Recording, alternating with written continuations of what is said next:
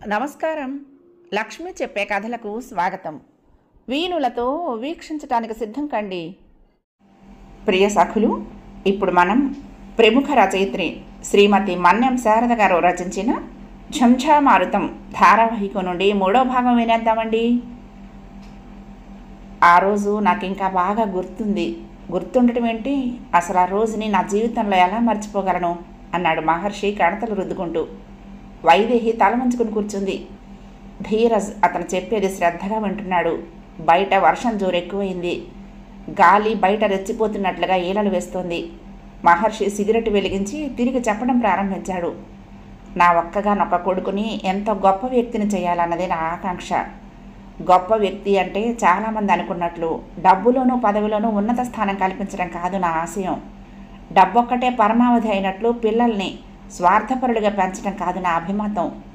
మన కన్న తల్లి ఈ దేశమని, ఈ దేశ ప్రజలంతా నా సోదరులనే అభిప్రాయంతో పెరిగిన వాడిని నేను. నా కొడుకుని కూడా అలా ఆదర్శమైన భావాలతో పెంచాలని కోరుకొండ సైనిక స్కూల్లో జాయిన్ చేశాను. వాడు కూడా ఎంతో వెల్ డిసిప్లిన్డ్గా ఉండేవాడు. నేను నర్సీపట్నం సిఐగా పనిచేస్తున్నప్పుడు ఆ ఊళ్ళో ప్రతిసారి అరాచకాన్ని సృష్టిస్తున్న ఒక రాజకీయ గూండాన్ని అరెస్టు చేశాను. ప్రజలంతా నన్ను, నా ధైర్యాన్ని ఎంతగానో అభినందించారు. కానీ నా సీనియర్ అధికారి డిఎస్పీ యశ్వంతరావు మాత్రం నేను అనవసరమైన విషయాల్లో తలదూరుస్తున్నానని వెంటనే అతని మీద కేసు విత్డ్రా చేసుకుని వదిలేయమని నన్ను హెచ్చరించాడు. క్రమశిక్షణ రాహిత్యాన్ని ఏమాత్రం ఇష్టపడని నేను అందుకు అంగీకరించలేదు. చివరికి అతడు నా మీద కక్ష సాధింపు చర్యను అతి విచిత్రంగా తీర్చుకున్నాడు. నా కొడుకు కోరుకొండ నుండి సెలవులకు వచ్చాడు. నేను వాడిని ఎంతగానో ప్రేమిస్తానని యశ్వంతరావుకు తెలుసు. ఆ రోజు ఇలానే కుంభవృష్టి కురుస్తోంది. ఆ రాత్రి ఇంట్లోనే ఉన్నాను నేను. అర్ధరాత్రి ఎవరో తలుపు తట్టారు. వైదేహి వద్దంటున్నా నేను పిస్టల్ తీసుకుని తలుపు తీశాను. ఎదురుగా నిలబడింది నేను అరెస్టు చేసి లాకప్లో ఉంచిన గూండా. తలుపు తీయగానే మెరుపు వేగంతో అతను నా చేతి మీద కొట్టి పిస్టల్ని కింద పడగొట్టాడు. దాన్ని అప్పుడే అక్కడికి వచ్చిన మా బాబు అందుకోబోయాడు కూడా. కానీ అతను కూడా ఉన్న వ్యక్తి బాబు గుండెల్లో కాలితో బలంగా తన్ని దాన్ని అందుకున్నాడు. అతనెవరో తెలుసా ధీరజ్? డిపార్ట్మెంట్లో నా సబార్డినేట్ మఫ్టీలో వచ్చాడు. నేను తెల్లబోయేంతలో ఆ గూండా నా కొడుకును నిర్దాక్షిణ్యంగా పొడిచి నన్ను గాయపరిచి మాయమైపోయాడు. నా భార్య స్పృహ తప్పి పడిపోయింది. నేను వెంటనే డిఎస్పీకి ఫోన్ చేసి విషయం అంతా చెప్పాను. వెంటనే పోలీసు బలగమంతా వచ్చింది. అప్పటికే నా బాబు ఇహలోక యాత్ర చాలించాడు. వద్దండి, ఇక మీరు ఆ సంగతులు మళ్ళీ జ్ఞాపకం చెయ్యకండి అంటూ ఏడవసాగింది వైదేహి. ధీరజ్ ఆమెను అనునయంగా పట్టుకున్నాడు. చెప్పని వైదేహి, ప్రభుత్వ సొమ్ము తింటూ ప్రజల కోసం ఏర్పడిన మా డిపార్ట్మెంట్లో డబ్బుకు అమ్ముడుపోయిన నీచులు ఎంతమంది ఉన్నారో ఆ డిపార్ట్మెంట్లో ఉన్న ధీరజ్కు తెలియాలి అన్నాడు మహర్షి ఆవేశంగా. చెప్పండి సార్, తర్వాత ఏం జరిగింది అన్నాడు ధీరజ్ ఆత్రంగా. మహర్షి నిస్పృహగా నవ్వాడు. ఓటు నమ్ముకునే ఈ దేశంలో ఏం జరుగుతుంది ధీరజ్? ఆ గూండా జైల్లోనే ఉన్నట్టుగా నిరూపించబడింది. నా కళ్ళతో నా కొడుకును హత్య చేసింది ఎవరో చూసి కూడా నేను కోర్టుకు సాక్ష్యాలు సమకూర్చలేకపోయాను. పోలీసు డిపార్ట్మెంట్లో పనిచేస్తూ కూడా చేతులు కట్టేసిన వాడిగా నిస్సహాయ స్థితిలో ఉండిపోయాను. రాజకీయ నాయకులతో పెట్టుకుంటే ఏం జరుగుతుందో చూశావుగా అని సీనియర్ అధికారి నాకు ఫోన్ చేసి పరిహసిస్తే దాన్ని నిస్సహాయంగా భరించాను. మహర్షి నిర్వేదంగా ఎటో చూస్తూ అన్నాడు. వాణ్ణి ముక్కలుగా నరకాల్సింది సార్ అన్నాడు ధీరజ్ ఆవేశంగా, ఆ సంగతి అప్పుడే జరిగినట్టుగా. అదే తప్పు ధీరజ్. నా వ్యక్తిగత కక్ష కోసం చట్టాన్ని నా చేతుల్లోకి తీసుకోవడం నాకు నచ్చని సంగతి. నేను ఈ ఉద్యోగాన్ని ప్రజాసేవకు వినియోగిస్తానని ఓతు తీసుకున్నాను, కానీ నా స్వప్రయోజనాల కోసం కాదు అన్నాడు. ఇదయ్యా వరస. ఒక్కగానొక్క కొడుకు పోయినప్పుడే ఈ డిపార్ట్మెంట్ వదిలేయమన్నాను అంది వైదేహి ఆవేశంగా. మహర్షి నిస్పృహగా నవ్వాడు. నేను వదిలేస్తే మరొక పలాయనవాది స్వార్థపరుడు ఈ స్థానంలోకి రావచ్చు. ఇందులో ఉంటే కాస్తో కుస్తో కనీసం ఒకరికైనా సహాయ సహకారాలు అందించి న్యాయం చేయొచ్చు అన్నాడు. ధీరజ్ ఏదో చెప్పబోయేంతలో ఫోన్ గణగణ మోగింది. మహర్షి ఫోన్ అందుకున్నాడు. వెంటనే అతని మొహంలో రంగులు మారాయి. ధీరజ్, ఇందాకేం చెప్పావు? దొండపర్తిలోని కాకా హోటల్ యజమానిని ఎవరో వ్యక్తి చంపి పారిపోయాడని కాదు అని అడిగాడు సీరియస్గా. ధీరజ్ లేచి నిలబడ్డాడు. అవును సార్, అది 2 టౌన్ పోలీస్ స్టేషన్ జ్యూరిస్డిక్షన్లోకి వస్తుంది అన్నాడు వినయంగా. అది కాదు, మద్రాసులో ఒక డైరెక్టర్ని చంపి హౌరా మెయిల్లో పారిపోయిన ఒక హంతకుడు ఇక్కడికి చేరినట్టు అనుమానిస్తున్నారు? ధీరజ్ నివ్వెరపోయినట్లు చూసి సార్ అన్నాడు. మనల్ని అప్రమత్తంగా ఉండాల్సిందిగా ఐజీ నుండి ఉత్తర్వులు అందాయి. అతను చిన్నతనంలోనే మర్డర్ చేసి బాల నేరస్తుడిగా శిక్ష అనుభవించి ఈ మధ్యనే విడుదలయ్యాడట. 6 అడుగుల పొడవుగా బలంగా ఉంటాడట. పేరు సార్? అతను అసలు పేరు కన్నా ఝంఝామారుతం అనే పేరుతోనే చలామణి అవుతున్నట్లు తెలిసింది. గుండెల మీద పాము పచ్చబొట్టు ఉంటుందిట, బి కేర్ఫుల్ అంటూ మహర్షి వెంటనే తన జ్యూరిస్డిక్షన్లోని అన్ని పోలీస్ స్టేషన్స్కి ఫోన్ చేయటం ప్రారంభించాడు. ఝంఝామారుతం. అతని పెదవులు విచిత్రంగా స్మరించాయి ఆ పేరుని. తుషార తనను ఎవరో చుట్టేశాడని అతని పేరు ఝంఝామారుతం అని చెప్పింది. కొంపదీసి ధీరజ్కి ఎందుకో చిన్నగా భయం లాంటిది ఆవరించింది. వెంటనే తుషారను చూడాలన్న కోరిక కూడా బలపడసాగింది. నువ్వు వెంటనే వెంకటస్వామి సైకిల్ విషయం ఎంక్వైరీ చేయి, కొంత ఆధారం దొరకచ్చు అన్నాడు మహర్షి ఎస్పీ హోదాలో. Yes sir. ధీరజ్ సెల్యూట్ చేసి అంతవర్షంలోనూ బయటికెళ్ళి బుల్లెట్ స్టార్ట్ చేస్తూ ఉంటే వైదేహి తల్లడిల్లినట్లు చూసి ఇంత రాత్రిలో పంపిస్తున్నారా అంది బాధగా. మా ప్రొఫెషన్కి రాత్రింబగళ్ళు ఉండటం నువ్వు ఎప్పుడైనా చూసావా? వెళ్ళి పడుకో, నేను ఐజీతో మాట్లాడాలి అంటూ ఫోన్ రింగ్ చేసుకోసాగాడు మహర్షి. అర్ధరాత్రి ఎంతో నిశ్శబ్దంగా ఉంది. ఆ నిశ్శబ్దతని భంగపరుస్తూ సముద్రం ఘోష పెడుతోంది అవిరామంగా. సకల జగత్తు స్తబ్దంగా నిద్రలోకి జారి తాత్కాలికంగా బాధల్ని కష్టాల్ని మరిచిపోయిన ఆ క్షణాల్లో కిటికీ ఊచలు పట్టుకొని తదేకంగా చీకట్లో కనిపించని దేనికోసమూ ఆరాటపడుతున్నట్లున్నాడు భార్గవతేజ. ఆ సాయంత్రం మెరీనా బీచ్ దగ్గర భారీ ఎత్తున జరిగిన సన్మానం కానీ, అంతకుముందే ఫాల్కే అవార్డు వచ్చినట్లు అందిన న్యూస్ కానీ అతని అంతరంగ మదనాన్ని నిద్రపుచ్చలేకపోతోంది. ఏదో తెలియని ఆరాటం, బాధ, ఇదమిద్దమని అర్థం కాని ఆవేదన. ఎందుకు? తనకేం లోటని? చిత్ర పరిశ్రమలో మకుటం లేని మహారాజులా వెలిగాడుతాను. జాతీయ స్థాయిలో ఇటు ప్రజలు అటు ప్రభుత్వం గుర్తించే సినిమాలను తీశాడు. ఎంతోమందికి పరిశ్రమలో భుక్తిని కల్పించాడు. ఆసియాలో పెద్దవైన స్టూడియోల్లో ఒకటిగా భాషించే స్టూడియో నిర్మించాడు. ఎవరిని మోసగించకుండా హుందాగా హోదాగా బ్రతికాడు. ఇక దేనికోసం ఆరాటపడాలి తను? ఆశించకుండానే ఎన్నో బిరుదులు, గౌరవాలు, పురస్కారాలు లభించాయి. ఇంకేం కావాలి? ఏమీ వద్దా? అతని మనసు పరిహాసంగా నవ్వింది. అతను ఉలిక్కిపడ్డాడు. పుట్టిన 3 బిడ్డలు చేతుల మీద 6 నెలలు కూడా పెరగకుండానే వెళ్ళిపోయారు. వాళ్ళు పుట్టినప్పుడు చనిపోయినప్పుడు కూడా తాను షూటింగ్స్ వలన ఇంట్లో లేడు. దాన్ని చాలా అపరాధంగా భావించింది తన భార్య శాంత. అంతే, ఇద్దరి మధ్య ఇనపతెర పడింది. మానసికంగా ఇద్దరి మధ్య పెద్ద అగాధం ఏర్పడిపోయింది. తను మేడ మీద ఉంటే ఆమె కిందుండేది, తను కిందుంటే ఆమె మేడ మీద ఉండేది. తనేదైనా అభిమానంతో ఆమెకు వస్తువు తెస్తే అది తన ఎదుటే పనివాళ్లకిచ్చో లేక విసిరి పగలగొట్టో తన పట్ల ఉన్న అసహ్యాన్ని బాహాటంగా ప్రదర్శించేది. ఎన్నోసార్లు మాట్లాడాలని ప్రయత్నించినా ఆమె అతనికి అవకాశం ఇవ్వలేదు. నౌకర్లని సినిమా మనుషులు, నటులు అని తిట్టేది. చివరికి అతను వాటన్నిటికీ అతీతుడిగా తయారైపోయాడు. పరిశ్రమే అతని లోకమైపోయింది. కొందరు బాధల్ని మర్చిపోవడానికి తాగితే అతను నిర్విరామంగా పనిచేయటమే వ్యసనంగా పెట్టుకుని రాత్రింబగళ్ళు అందులోనే మునిగి తేలసాగాడు. అప్పుడే అతనికి మోహిని పరిచయమైంది. తన సినిమాలో వేషం కావాలని తండ్రి శివయ్యతో కలిసి గుంటూరు నుండి వచ్చింది. ఎవరో అమ్మాయి సార్ వేషం కోసం వచ్చింది అన్నాడు ప్రొడక్షన్ మేనేజర్ తన దగ్గరకు వచ్చి. లోనికి పంపించు అన్నాడు అతను యథాలాపంగా. చిరుగజ్జల సవ్వడి, సంపంగి వాసన ఆ గదిలోకి మందంగా ప్రవేశించడం అతను గమనించాడు. ఏదో సినిమా స్క్రీన్ ప్లే రాసుకుంటున్నవాడల్లా తలెత్తి చూశాడు. అతని కళ్ళు ఆశ్చర్యంతో కూడిన ఒక వింత అనుభూతికి గురయ్యాయి. నమస్కారం అండి, నా పేరు మోహిని అందామె చేతులు జోడించి. వీణ మీటినట్లు శ్రావ్యంగా ఉందామె కంఠం. విశాలమైన కనుదోయి, పాల మేగడలో గులాబీ రేకులు అద్దినట్లు కాంతివంతంగా మెరుస్తున్న శరీరం, చిన్న నోరు, సన్నని నాడు. సినీ పరిశ్రమలోనే కాదు, ఇంతకుముందు ఎన్నడూ చూడనటువంటి అద్భుత సౌందర్యం ఆమెలో చూశాడు భార్గవతేజ.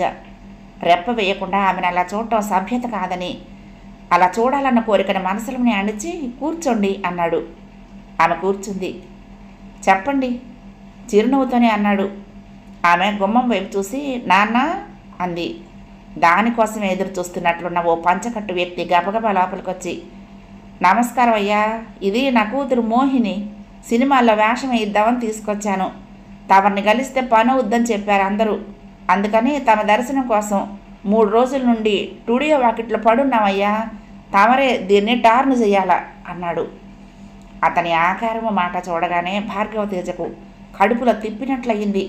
నందనవనంలో తిరిగాడేవాడిని ముళ్ళ కంపల్లో పడేసినట్లు ఫీల్ అయ్యాడు. అమ్మాయి అందంగానే ఉంది, కానీ ఎలా నటిస్తుందో రేపు ఒకసారి తీసుకొస్తే మేకప్ టెస్టు, స్క్రీన్ టెస్టు చేయిద్దాం అన్నాడు భార్గవతేజ. శివయ్య అతని వైపు అసంతృప్తిగా చూశాడు. అమ్మాయి ఇప్పటికే 64 సార్లు టేజీ మీద చింతామణి ఆసం కట్టింది, 15 సార్లు దేవదేవి ఆసం వేసి సభాస్ అనిపించుకుంది, పాట కూడా సొంతంగా పాడుద్ది అన్నాడు. భార్గవతేజ ఓపిగ్గా చెప్పాడు. మంచిదే స్టేజీ అనుభవం ఉండటం, కానీ సినిమా వేరు, ఫేసు కెమెరాకు సూట్ కావాలి, అలా అయిన పక్షంలో నాకు సంతోషమే అన్నాడు. అవును నాన్న, సినిమా వేరు స్టేజ్ వేరు, రేపు వారు చెప్పినట్లుగా వద్దాం అంటూ లేచి నిలబడింది మోహిని. శివయ్య కూడా లేచాడు అతి కష్టం మీద. వస్తామండి, నమస్తే అంది మోహిని చేతులు జోడించి. భార్గవతేజ తల ఊపాడు. ఆమె వెళ్ళిపోతూ ఉంటే ఆమెతో పాటు సృష్టిలోని అందమంతా నడిచి వెళ్ళిపోతున్న భ్రాంతి కలిగింది అతనికి. మనసంతా ఏదో వెలిది భావం ఆక్రమించుకోసాగింది మొదటిసారిగా. తన జీవితంలో ఎంతోమంది అందగత్తెలను చూశాడు, కానీ ఇంత సమ్మోహన శక్తి అణువణువున నింపుకున్న సౌందర్య రాశిని చుట్టం జరగలేదు. ఎంత అద్భుత లావణ్యం! శారదామాత అలిగి ఆవలికి జరిగినప్పుడు విరహంతో తయారు చేశాడా బ్రహ్మదేవుడు ఏమను అనుకుని నవ్వుకున్నాడు.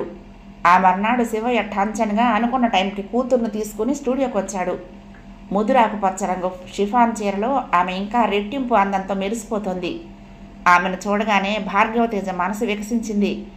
ఆ ఆనందాన్ని మొహంలో ప్రస్ఫుటం కానివ్వకుండా రండి అన్నాడు గంభీరంగా. వెంటనే ఆయన ఆజ్ఞల ప్రకారం మేకప్ మ్యాన్ ఆమెకు మేకప్ చేశాడు. మేకప్తో కెమెరా ముందుకొచ్చిన మోహిని చూడగానే భార్గవతేజ మొహం వేలాతలాపోయింది. మేకప్ అసలు సూట్ కాలేదు ఆమెకు. ఉన్న అందమంతా ఏటో గాలికి చెదిరిపోయిన మబ్బుల్లా ఎగిరిపోయింది.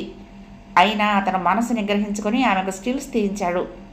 2 రోజుల తర్వాత రండి, ఏ సంగతి చెప్తానన్నాడు వాళ్లతో.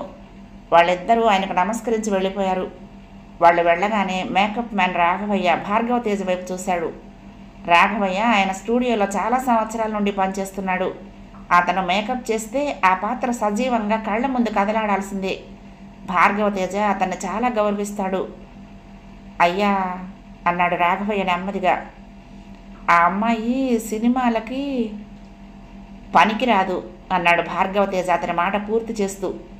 రాఘవయ్య తెల్లబోయినట్లు చూసి, మీరు ఆ సంగతి అప్పుడే గ్రహించేశారా అయ్యా అన్నాడు ఆశ్చర్యంగా. మీరు మేకప్ చేస్తే రోడ్డును పోయే సామాన్య స్త్రీ కూడా రంభలా ఉంటుంది, ఆ సంగతి నాకు తెలుసు. అవును బాబు, మొదటిసారి ఆ అమ్మాయిని చూడగానే ఆ అందానికి నేను ఎంతో అబ్బురపడ్డాను. కానీ మేకప్ వేస్తూ ఉంటే ఆ అందం బొమ్మకేసిన పచ్చి రంగులా జారిపోయింది అన్నాడు బాధగా రాఘవయ్య. భార్గవతేజ మాట్లాడలేదు, ఆలోచిస్తూ కూర్చున్నాడు. ఏదో తెలియని ఆకర్షణ అతన్ని ఆమె వైపుకు లాగటానికి ప్రయత్నాలు చేస్తోంది. కానీ విచక్షణ, సంస్కారం స్పీడ్ బ్రేకర్స్లా అతని ఆలోచనకు అడ్డం పడుతున్నాయి. వాళ్ళు రేపెంతో ఆశతో వస్తారు. వాళ్ల మొహం మీద నువ్వు వెండి తెరకు పనికిరావు అని తెగేసినట్లు చెప్పలేడు. చెప్పి తర్వాత ఆమె మొహంలోకి చూడలేడు అనుకున్నాడు బాధగా. ఎంత కాదన్నా ఆ 2 రోజులు ఆమె అతని మనసు చుట్టూ తిరుగుతూనే ఉంది. 3వ రోజు ఫోటోలు రానే వచ్చాయి. స్టిల్స్ ఘోరంగా ఉన్నాయి. ఆమె తెరకి ఏమాత్రం పనికిరాదన్న సంగతి అర్థమైపోతుంది. భార్గవతేజ చాలాసేపు ఆలోచించి మోహిని ఉన్న లాడ్జికి రాఘవయ్య చేత ఫోన్ చేయించి చెప్పమన్నాడు. రాఘవయ్య మెల్లిగా ఆ సంగతి శివయ్యకు చెప్పేశాడు. అంతే. మరొక 10 నిమిషాల్లో శివయ్య భార్గవతేజ ముందు నిలబడ్డాడు దీనవదనంతో. పిల్ల కంటికి మింటికి ఏడుస్తోందయ్యా. సినిమాల వేషం దొరకపోతే ఇక్కడే ఏ ఫ్యానుకో ఊరెట్టుకుంటాను, కానీ తిరిగి గుంటూరులో అడిగట్టనంటుంది. నా పిల్లను బతికించండి అయ్యా, ఏదో ఓ చిన్న వేషం ఇచ్చినా చాలు, లేకపోతే అది దక్కదయ్యా అన్నాడు ఏడుస్తూ. భార్గవతేజకు కాళ్ళు చేతులు కట్టేసినట్లయింది. ఏం జవాబు చెప్పాలో కూడా వెంటనే తోచలేదు. మరొకరైతే ఏదో సర్ది చెప్పి పంపేవారు. కానీ మోహిని కొన్ని గంటల పరిచయమే అతన్ని బలహీనుడిని చేసేసింది. అయినా విఘ్నతతో ఆ బలహీనతను ఎదుర్కోవటానికే సిద్ధపడ్డాడు అతను. అలా డీలా పడటం మంచిది కాదని చెప్పండి. సినిమా తార కావటమే జీవితం కాదని చెప్పండి. కెమెరాకు సూట్ కానంత మాత్రాన ఆమె అద్భుత సౌందర్యవతి కాకుండా పోదు అన్నాడు అనునయంగా. ఈ మాటలు నేను చెబితే ఎంటాదా బాబు నన్ను హీరోయిన్ చెయ్యని ఈ అందం ఎందుకు, కాల్చుకు చచ్చిపోతానని ఏడుస్తోంది అన్నాడు శివయ్య. భార్గవ తేజ కంగారు పడ్డాడు ఆ మాటకి. ఆమె అంత ఆవేశపడుతూ ఉంటే మీరెందుకు ఆమెను ఒంటరిగా వదిలొచ్చేశారు? ఆమె ఏమైనా చేసుకుంటే వెళ్ళండి, ముందు ఆమెను జాగ్రత్తగా చూడండి అన్నాడు. శివయ్య మెల్లగా బయటికి నడుస్తూ ఉంటే ఏదో గుర్తొచ్చినట్లు ఎక్కడ దిగారు అడిగాడు. పాండీ బజార్లో ఏదో లాడ్జింగ్ బాబు, అంతా అరవగోల, నాకు సరిగ్గా గుర్తు కూడా లేదు బాబు అన్నాడు శివయ్య. ఉండండి నేను డ్రాప్ చేస్తాను అంటూ డ్రైవర్ కోసం చూశాడు భార్గవతేజ. డ్రైవర్ అప్పుడే పని ఉండదని బయటికి వెళ్ళాడని తెలిసి తనే శివయ్యని ఎక్కించుకుని డ్రైవ్ చేస్తూ పాండీ బజార్ చేరుకున్నాడు. ఇదే బాబు మేడ మీదకి చూపిస్తూ చెప్పాడు శివయ్య. కారు పక్కకు తీసి డోర్ తెరిచి దిగండి అన్నాడు. శివయ్య కారు దిగి బాబు అని పిలిచాడు. భార్గవతేజ అతని వైపు చూసి డబ్బేమైనా కావాలా అన్నాడు. వద్దు బాబు, దేవుడి దయ వల్ల దానికేమీ లోటు లేదు. నా పిల్ల నా నోటితో ఏం చెప్పినా వినేట్టు లేదు. తమరొకసారి శ్రమ అనుకోక పైకొచ్చి దానికి ధైర్యం చెప్పారంటే మీకు భయపడన్నా ఏడుపు మానుద్ది, రాండి బాబు అన్నాడు. భార్గవతేజ ఇబ్బందిగా చూశాడు అతని వైపు.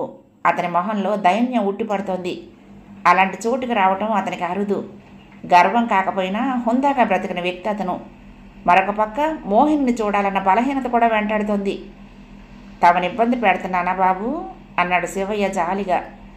ఆహా అదేం లేదు, పదండి. అతను కారు లాక్ చేసి పైకి నడిచాడు. శివయ్య గబగబా రూంలోకి వెళ్ళి లేలే అయ్యగారు వచ్చారు అన్నాడు పడుకున్న మోహిని తట్టి లేపుతూ. మోహిని మెల్లిగా తల తిప్పి చూసింది. ఎదురుగా భార్గవతేజ సంకోచంగా నిలబడి ఉన్నాడు. ఆమె చీర సవరించుకుని లేచి నిలబడి ఆయనకు నమస్కరించింది. మంకెన పూల మాదిరిగా ఎర్రపడిన ఆమె కళ్ళ వైపు చూడలేక తలదించుకుని ప్రతి నమస్కారం చేశాడు. కూర్చోండి బాబు అంటూ కుర్చీ జరిపాడు శివయ్య.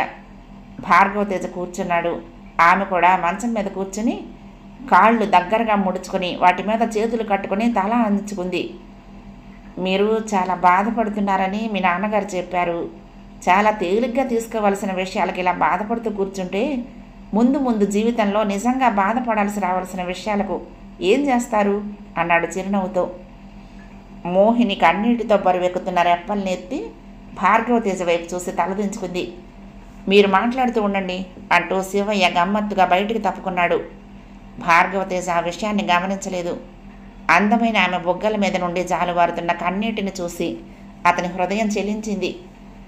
మీరలా ఏడవకూడదు. మీరు అమోఘమైన అందగత్తె అన్న విషయం నిర్వివాదాంశం.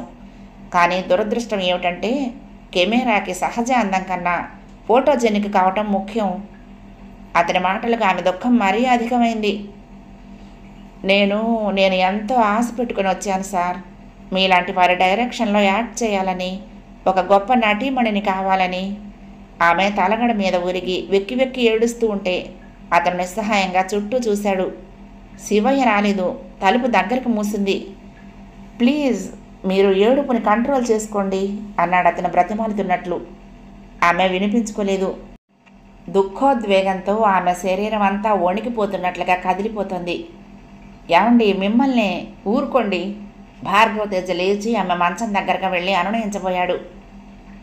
నేను మా ఊరెళ్ళి మొహం ఎలా చూపించను, నన్ను ఏడవనియండి అంది మోహిని ఎర్రబారిన కళ్ళతో అతని వైపు చూస్తూ.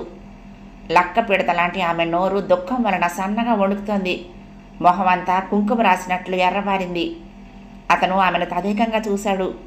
మంచం మీద దుఃఖిస్తున్న పాలరాతి శిల్పంలా ఉందామె. అతని శరీరం చిత్రమైన స్పందనకు గురైంది.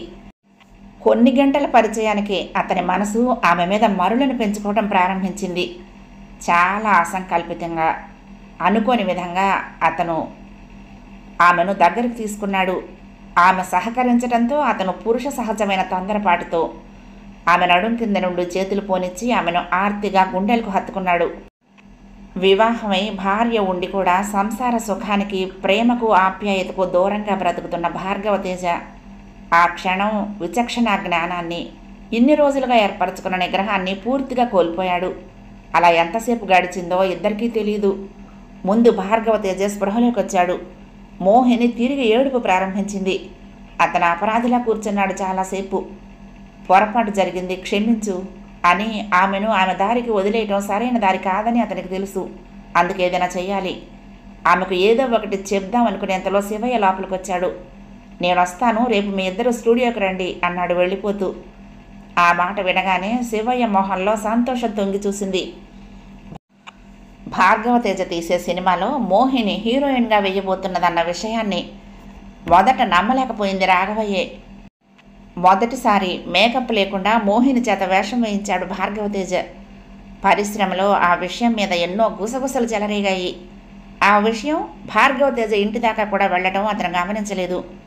భార్గవ తీసిన వెరైటీ పిక్చర్ సక్సెస్ అయినా మోహిని మాత్రం సినీ తారగా నిలబెట్టలేకపోయాయి. ఆమెను నటిగా నిలబెట్టాలని అనుకోవటం కూడా మానేశాడు భార్గవతేజ. సినిమా తీస్తున్న కాలంలో ఆమెతో అతని పరిచయం ఇంకాస్త ముందుకు వెళ్ళింది. ఆమెను మరచిపోలేని స్థితికి వచ్చేశాడు అతను. అప్పుడే అతనికి తెలిసింది మోహిని తన వల్ల గర్భవతి అయిందని. అతను వెంటనే ఆమెను పెళ్లి చేసుకోవడానికి నిర్ణయించుకున్నాడు. ఈ పెళ్లి నా కంఠంలో ప్రాణం ఉండగా జరగదు అంది శాంత గర్జిస్తున్నట్టుగా. అతను నీరసనగా నవ్వాడు. మనిషి ఏకపత్ని వ్రతుడుగా ఉండటం గొప్పతనమే. మనస వాచ సీతకే అంకితమైన రాముణ్ణి నేను గౌరవిస్తాను. పవిత్రమైన మంగళసూత్రం మీద కూడా నాకు గౌరవం ఉంది. కానీ ఒకరి మెడలో తాళి కట్టి భార్య విధేయుడిగా నటిస్తూ పరస్త్రీలను తన సుఖానికి ఉపయోగించుకునే పురుషుల్ని నేను గౌరవించలేను. అలాగే భర్తలని తను తాళి చూపించి బెదిరిస్తూ ప్రేమరాహిత్యానికి గురిచేసి మరో చోట కూడా దాన్ని పొందటానికి వీల్లేదని శాసించే స్త్రీలను కూడా నేను మన్నించలేను. నీకు తెలుసు శాంత, నీరు పల్లానికి ప్రవహించడాన్ని ఏ శక్తి ఆపలేదు అన్నాడు. ఈ పెళ్లి చేసుకుంటే లోకమంతా మిమ్మల్ని చూసి ఊస్తుంది అంది శాంత కోపంగా. అతను చిన్నగా నవ్వి, ఎదురు తిరిగి నిలబడితే తోక ముడిచే లోకం కోసం నా దివ్యానందాన్ని దూరం చేసుకునే పిచ్చివాణ్ణి కాదు. అయినా నేను నా ప్రేమ అక్కర్లేని దానివి, నేనెవరిని చేసుకుంటే నీకేం అన్నాడు మేడ దిగుతూ. శాంత ఆఖరి అస్త్రంగా ఏడుపు ప్రారంభించింది. అతను విరక్తిగా నవ్వి, నీ ఏడుపు ఇంకా పనులను సాధిస్తుందనుకోవటం నాకు జాలిని కలిగిస్తోంది అంటూ బయటికి నడిచాడు. అయితే రేపు పెళ్ళనగా మోహిని విచిత్రంగా కనపడటం మానేసింది. భార్గవతేజ దేశమంతా గాలించినా ఆమె ఆచూకీ తెలియలేదు. అతను కొన్ని సంవత్సరాలు పిచ్చివాడైపోయాడు. ఆ పిచ్చిలోంచే బాధలోంచే అతను మణిపూసలంటే సినిమాలను నిర్విరామంగా శ్రమపడి తీసి అందించాడు. ఎంతో కీర్తికి గురయ్యాడు. 10 ఏళ్ల క్రితం అతనికి సమాంతరంగా సహజీవనం సాగించిన శాంత కూడా కాలగర్భంలో కలిసిపోయింది. కాలం గడిచిపోతుంది కానీ అతని నిరీక్షణ ఫలించలేదు. తిరిగి మోహిని ఏనాడు కంటికి కనిపించలేదు. తనను వదిలి వెళ్లేసరికి ఆమె గర్భవతి. ఆమె తన అదృష్టం కొద్దీ అబార్షన్ చేయించుకుని ఉండకపోతే తనకొక వారసుడు. ఈ లంకంత మేడకు ఓ చిరుదీపం. కానీ తనకు అంత అదృష్టమా? అతను గాఢంగా నిట్టూర్చి బెడ్రూమ్లోకి వచ్చి టేబుల్ పైన ఉన్న ట్రాంక్విలైజర్ బాటిల్ అందుకుంటూ పక్కకు చూశాడు. ప్రణయ వేసిన దండ ఉందక్కడ. అందులోని గులాబీలు వాడి తలలు వాల్చేశాయి. పువ్వుకి మధ్య చిన్న తెల్లని కాగితాలు కనిపించగానే ఆశ్చర్యంగా అతను దండని చేత్తో అందుకుని కళ్ళద్దాలు సవరించుకుని చూశాడు. ఇడియట్, రోగ్, కిరాతకుడా, నీచుడా. ఒక్కో స్లిప్పులో ఒక్కొక్క తిట్టు రాసింది. నిర్ఘాంతపోయాడు ఒక క్షణం. తన మీద ఈ పిల్లకింత అకారణ ద్వేషం దేనికి? పైగా హేమంత్ భార్యట కూడా. ఎలాగైనా రేపు ఈ సంగతి కనుక్కొని తీరాలి. పిచ్చి పిల్ల.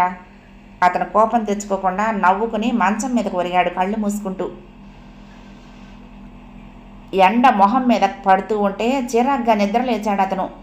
ఆకలి మరొక పక్క కడుపులో కరకరలాడిస్తూ ఉంటే ముందు దానికోసం బాహ్య స్మృతి తెచ్చుకుని చుట్టూ చూశాడు.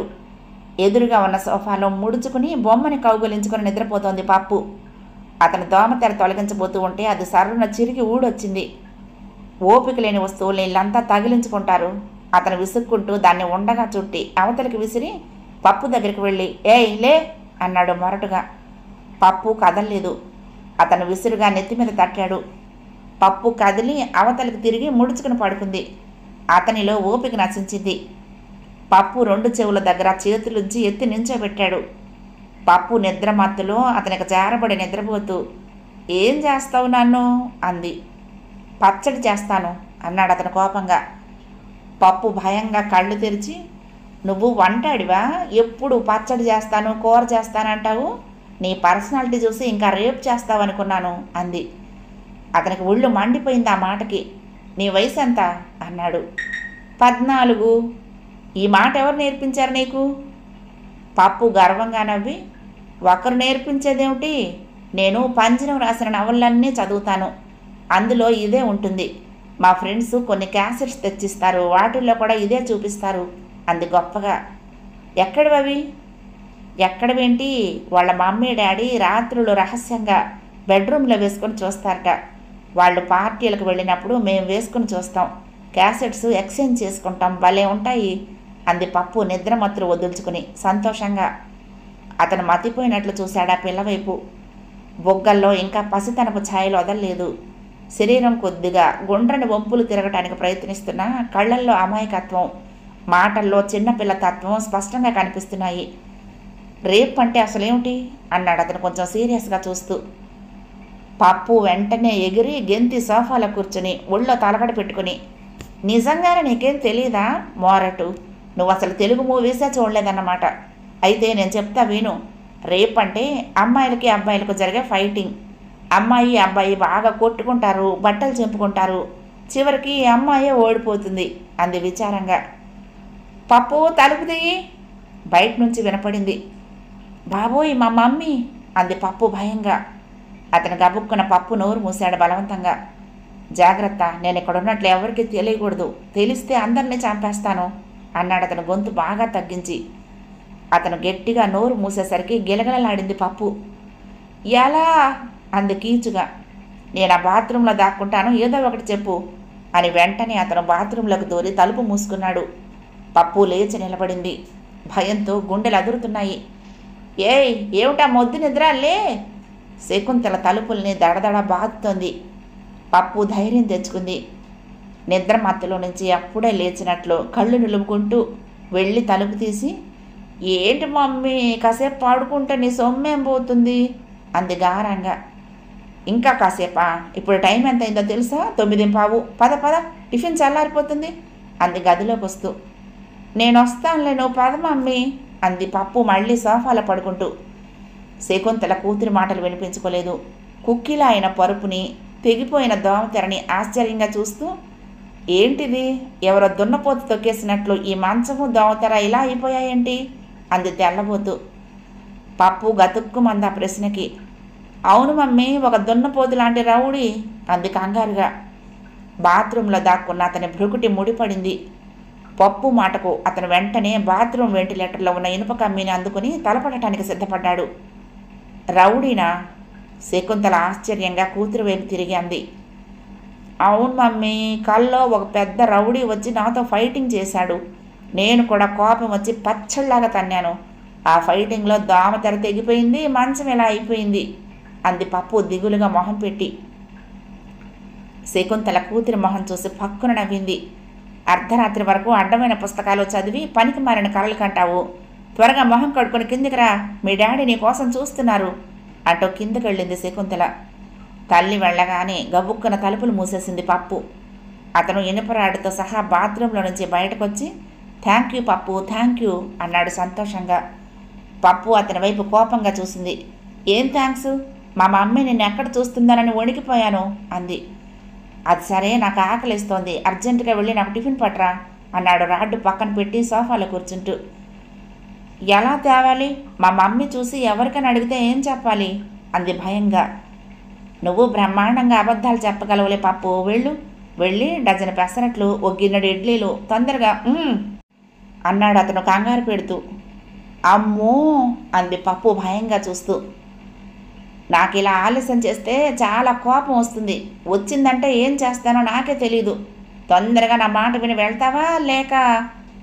అతని మాట పూర్తి కాకుండానే పప్పు గబగబా గడియ తీసుకొని కిందకు పరిగెత్తింది. అతను గడియ వేసుకొని ఆలోచిస్తూ కూర్చున్నాడు. గేటు తీస్తూ ఉంటే భార్గవతేజ చేతులు చిన్నగా కంపించాయి. మెల్లిగా లోపలికి ప్రవేశించి ఇరువైపులా ఉన్న తోటను చూస్తూ పోర్టికో దాకా అడుగులేశాడు. లోపల నుండి నౌకరొకడు బయటకొచ్చి, ఎవరు కావాలి అంటూ ప్రశ్నించాడు. హేమంత్ అన్నాడు. అయ్యగారు నెలవంక ఫిల్మ్ వాళ్ళ కథ కోసం పిలిస్తే వెళ్ళారు సార్ అన్నాడు ఆ కుర్రాడు. హేమంత్ లేడనగానే ఊపిరి పీల్చుకున్నాడు భార్గవతేజ. నిజానికి అతను వచ్చింది ప్రణయ్ కోసం. ఆ అమ్మాయి తనను ఎందుకు అంతగా ద్వేషిస్తుందో తెలుసుకోవాలి. హేమంత్ ఉంటే అది సాధ్యపడదు. పోనీ అమ్మగారు ఉన్నారా అన్నాడు. పానగల్ పార్కుకి వెళ్ళారు, ఇప్పుడే వస్తారు, కూర్చోండి అన్నాడు నౌకరు. భార్గవతేజ హాల్లోకి వెళ్ళి కూర్చున్నాడు. నౌకరు అతనికి కాఫీ తెచ్చిచ్చాడు. ఈ ఇంట్లో ఎంతమంది ఉంటారు అన్నాడు భార్గవతేజ కాఫీ తీసుకుంటూ. ఎంతోమంది అండి, లింగు లిటుకుమంటూ ఇద్దరే, అమ్మగారు అయ్యగారు. పిల్లలు లేరా? లేరు బాబు, ఉంటే వాళ్ళ మొహాలు కూడా చూస్తుందా అమ్మగారు? ఏ అదో రకం మడిసండి బాబు, ఉత్తుత్తునే పాములా బుస కొడుతుంది, కోపం ముక్కు మీద ఉంటుంది. బాబుగారు మాత్రం చాలా చల్లటి మడిసి, ఆవిడంత ఎగిరి పడినా నిదానం పెదానం అన్నట్టు ఉంటారు. అంత పెద్దమ్మగారి గుణం. పెద్దమ్మగారు ఎవరు? సరస్వతి అమ్మగారు, అయ్యగారి తల్లి చెప్పాడు. ఆవిడెక్కడుంటారు? నౌకరు ఏదో చెప్పబోయేంతలో హేమంత్ కారు వచ్చి పోర్టికోలో ఆగింది. అయ్యగారు వచ్చేశారు అంటూ బయటకు పరిగెత్తి కారు తలుపు తీశాడు నౌకరు. హేమంత్ లోపలికొస్తూ భార్గవతేజను చూసి ఆశ్చర్యపోయాడు. నమస్కారం అన్నాడు ఆశ్చర్యాన్ని లోపలే అణుచుకుంటూ. నమస్కారం, నిన్ను చూసి చాలా కాలమైందయ్యా, ఇటు వెళ్తూ దారిలోనే నీ ఇల్లుని తెలిసి వచ్చాను అన్నాడు భార్గవతేజ. హేమంత్ ఆ మాటలు నమ్మలేకపోయాడు. అయినా చిరునవ్వుతో, క్షమించండి, నేనే మిమ్మల్ని కలవాలనుకున్నాను. ఫాల్కే అవార్డు లభించిన సందర్భంలో స్వయంగా వచ్చి మిమ్మల్ని అభినందించాలనుకున్నాను, కానీ ప్రొద్దుటే నేను ఊటీ నుండి వచ్చాను అన్నాడు అబద్ధమాడుతూ. భార్గవతేజ్ కూడా నవ్వి, నేనేం పెద్దగా థ్రిల్ ఫీల్ అవటం లేదు హేమంత్, ఎన్నడో ఏదో వస్తుందనే కీర్తి కండూతితో ఇదంతా చేయలేదు. ఆ రోజుల్లో సినిమా తీయటం అంటే ఒక గొప్ప టీం వర్క్గా భావించి క్లాప్ బాయ్ నుండి డైరెక్టర్ వరకు అరమరికలు లేకుండా పనిచేసేవాళ్ళం. నటీనటుల మధ్య, టెక్నీషియన్స్ మధ్య ఒక కోఆర్డినేషన్, కోఆపరేషన్. పెద్దవారి పట్ల చిన్నవారికి గౌరవం, చిన్నవారి పట్ల పెద్దవారికి వాత్సల్యం. ఇవన్నీ ఆ రోజుల్లో నన్ను మాస్టర్ పీసెస్ తీసేలా చేయించాయి. అది సరే, మళ్ళీ కనిపించడమే మానేశామేం అన్నాడు హేమంత్ వైపు వాత్సల్యంగా చూస్తూ. ఆయన మాటలు, అభిమానం చూస్తూ ఉంటే ప్రణయ ఇతన్నెందుకు అంతగా ద్వేషిస్తుందో అర్థమే కాలేదు హేమంత్కి. 3వ భాగం సమాప్తం. ప్రియసఖులు, ఈ కథ మీకు నచ్చితే తప్పకుండా లైక్ చేయండి, షేర్ చేయండి, కామెంట్ చేయండి, సబ్స్క్రైబ్ చేసుకుని నన్ను ఎంకరేజ్ చేయండి. ఉంటానండి. ప్రేమతో లక్ష్మి, కృష్ణాతీరం, దుర్గమ్మ సన్నిధానం. నమస్తే.